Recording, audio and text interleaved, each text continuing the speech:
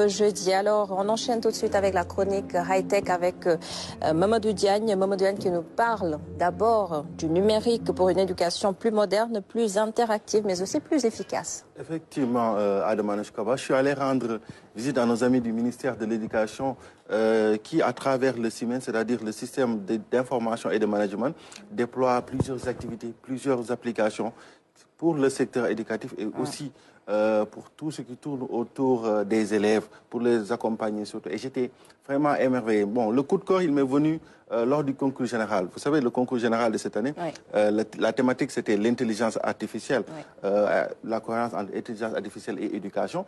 J'ai vu, lors de la deuxième présentation en direct, ils ont proposé quelque chose de très innovant. Et franchement, c'était très épatant. Et même le président de la République a été bluffé sur le coup, quoi. Et franchement, je me suis intéressé d'un peu plus près.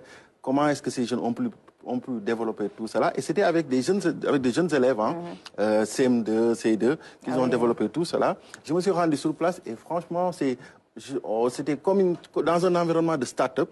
Et c'était un ministère de l'Éducation, les semaines, mais c'était dans un environnement de start-up. Il y avait plusieurs jeunes de plusieurs départements. Il y a ceux qui se chargent de tout ce qui est infrastructure informatique, il y a ceux qui se chargent de tout ce qui est contenu multimédia, il y a ceux qui se chargent des projets. Et franchement, je propose de découvrir ce reportage pour voir comment est-ce que le CIMEN se déploie pour une éducation numérique prospère et inclusive.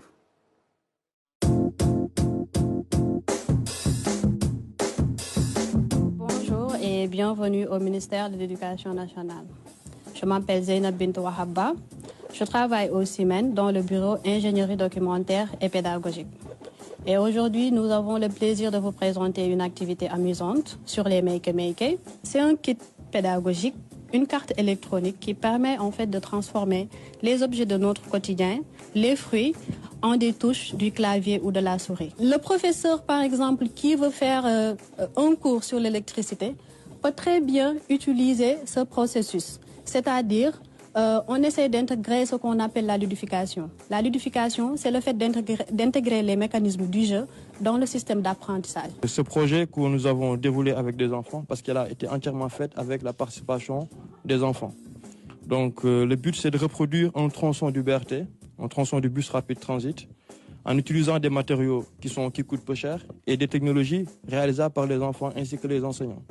Donc, à part 2 ou 3 outils qui sont utilisés, chaque enseignant de n'importe quel coin du Sénégal doit pouvoir reproduire ce genre d'activité pour intéresser les élèves aux technologies. La route que vous voyez, le goudron a été fait avec du carton recyclé qu'on a ramassé, ainsi que du papier canson qui coûte vraiment pas cher. Ça coûte 500 francs la grande page. Alors, les lampes que vous voyez ici, les lampadaires, ont été créées avec du fil de fer, tout simplement, et de l'aluminium au-dessus, tout simplement, pour faire office de lampadaire. Et c'est les élèves qui ont fait les branchements avec la carte Make-Make. L'imprimante 3D aussi joue un rôle très important pour les élèves.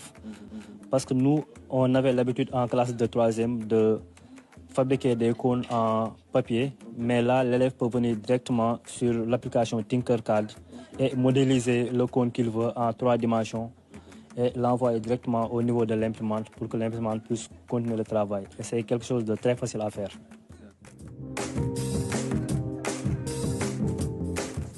Avec la web radio, nous avons la possibilité d'enregistrer des podcasts pour les professeurs, les élèves, mais aussi pour le personnel du ministère de l'Éducation.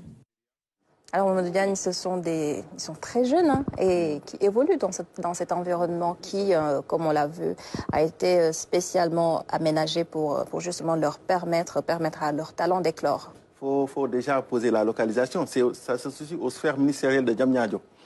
Sphère ministérielle de Diamniadio, le CIMEN. Et je pense que ces jeunes-là proposent des solutions vraiment qui sont adaptées aux besoins. Ce qui ressort dans le discours, c'est pour les élèves. Et contenu ludique et éducatif.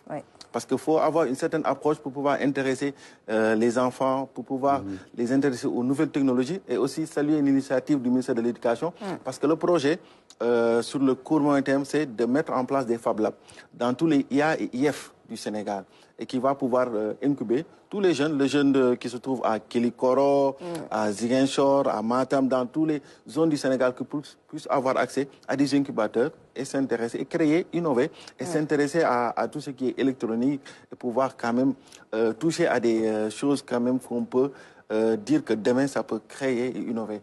Des solutions innovantes. Des solutions innovantes, surtout qui touchent... Et aussi, il y a la communication, ce qui est très important. Aussi, vous voyez, ils créent des podcasts. Il y a aussi des applications comme SendProf, Canal Éducation, qu'ils ont mis en place pour que les élèves puissent avoir accès au contenu et aussi que les enseignants puissent communiquer et avoir accès à des plateformes très interactives pour pouvoir interagir entre eux.